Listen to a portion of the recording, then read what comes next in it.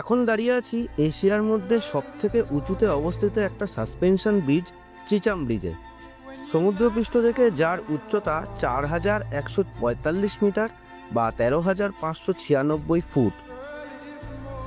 স্পিতি ভ্যালির এই চিচাম ব্রিজটি দুটি পাহাড়ের মাঝে তৈরি, যা 1000 ফুট গভীর গিরিখাতের ওপর ঝুলে রয়েছে।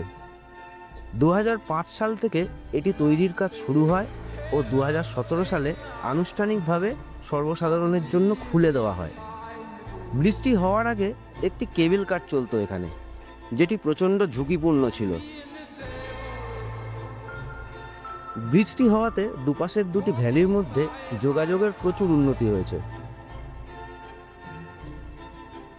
স্নোফল হচ্ছে, হালকা হালকা বরফ জমে আছে, দেখতেই পাচ্ছ।